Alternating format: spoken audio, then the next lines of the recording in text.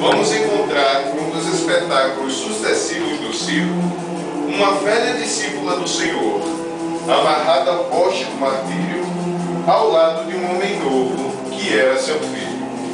Abjura!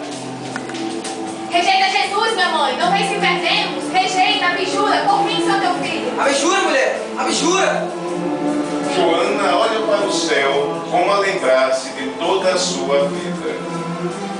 Lembra de suas horas de ventura em seu lar risonho e festivo. Lembra de suas emoções maternais, dos seus desgostos domésticos. Desespera-se com a lembrança da morte e viuvez, seus fracassos, do seu esposo. Rememora as necessidades mais duras.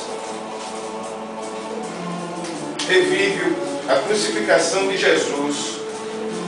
E, enfim, relembra de Jesus com a frase: vai, filha, ser fiel. Rejeita Jesus, minha mãe, por misericórdia. Rejeita, vamos morrer. Calado, filho. Jesus era puro e não fugiu do sacrifício. Saibamos sofrer nas horas dolorosas, porque acima de todas as festividades e vitórias do mundo, é preciso ser fiel a Deus. O teu Cristo ensinou-te apenas a morrer? Não apenas a morrer, como também a coisa boa.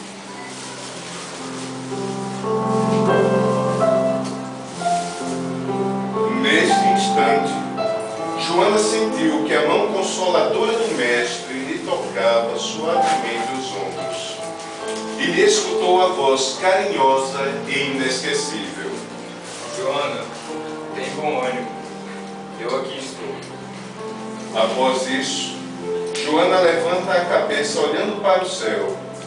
E ao ver Jesus, dá um longo suspiro e caminha em sua direção.